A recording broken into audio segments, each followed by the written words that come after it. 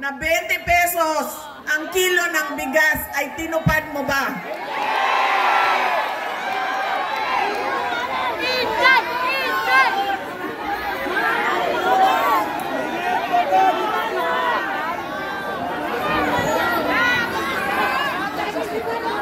Pangako noong taon 2022 na kampanya, 3 taon kinalimutan at ngayon may darating na naman na halalan.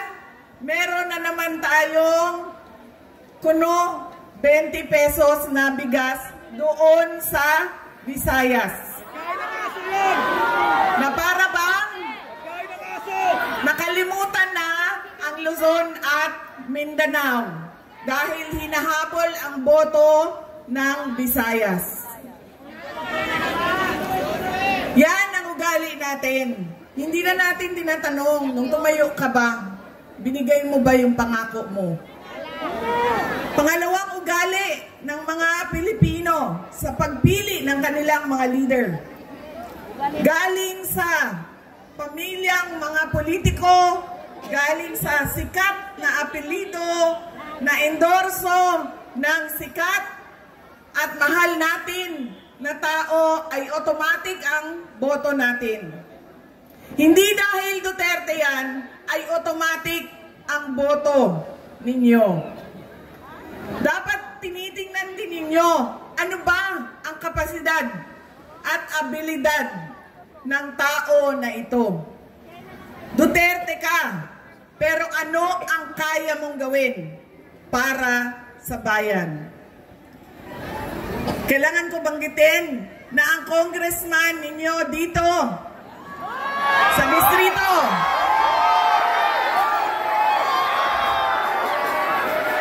ay inendorso mo ba?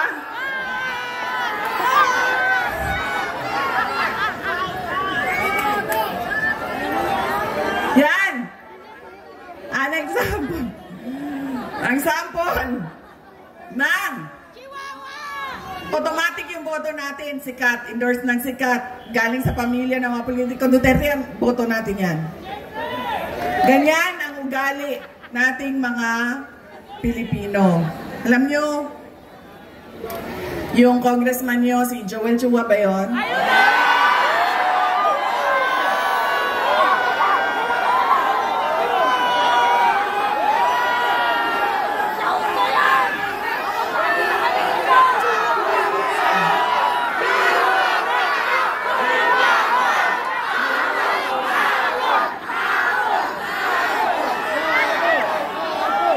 Sabi nung isang kaibigan ko na tiga Cebu, na kaibigan din niya, sabi niya, pare, bakit mo naman ginaganyan si Sara? Wala naman niyang ginawa sa iyo. Sinisira mo ang pangalan.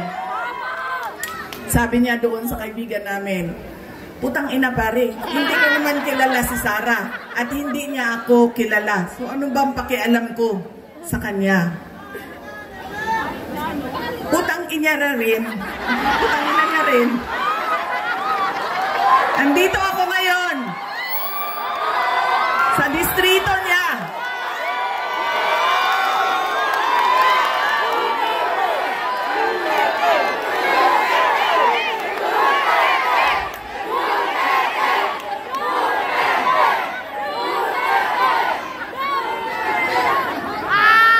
Nagpapakilala ako sa inyong lahat. Ako, si Sara Duterte. Kaya ko makipag-away sa kanal.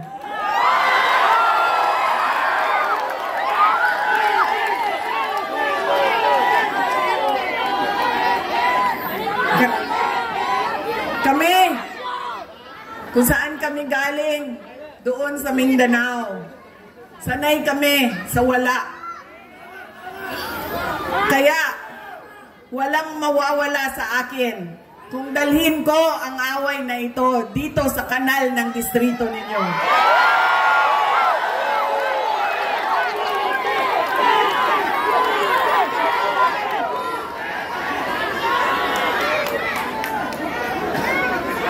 Mga sis, saan kayo galing?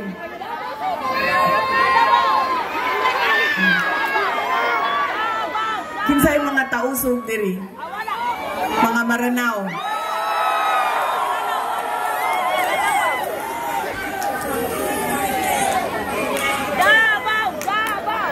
Kinsay mga Bisaya.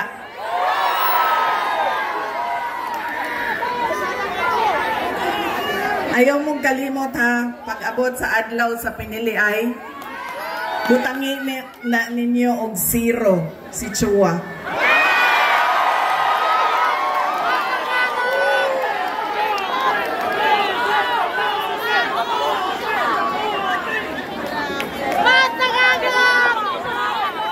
Pangalawa, sikat na apelido, pamilyang politiko, automatic ang boto natin. Pangatlong ugali ng mga Pilipino sa pagpili ng kanilang mga leader.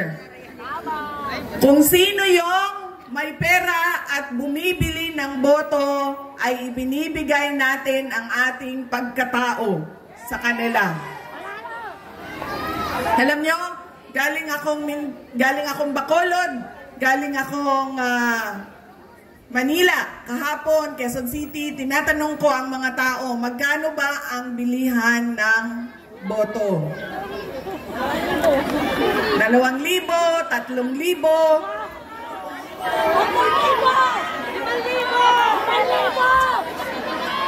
Meron pang bilihan ng boto na tawag ay tupad, akap, AIX, MAIP. Ginawa ng legal ang pagbibili ng pagkatao ng mga kababayan natin. Yan ang ugali natin. Kung sino yung magbabayad, bibigay ko sa kanya ang boto niya. Tanggapin natin ang pera. Bakit hindi? Galing naman yan sa gobyerno. Hindi na, ibibigay ko yung buong paa ko sa inyo kung merong politiko nagbibigay ng pera na galing sa bulsa niya.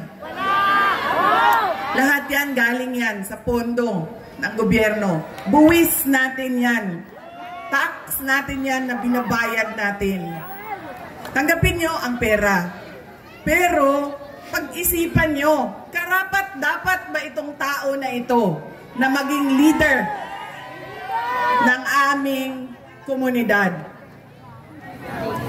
Dahil pag binibigay natin ang boto natin at hindi natin pinag-iisipan ang ating initiate na pangalan, babalik na naman tayo doon sa hindi ko na kailangan ibigay ang pangako ko sa inyo habang ako ay nangangampanya dahil binayaran na kita para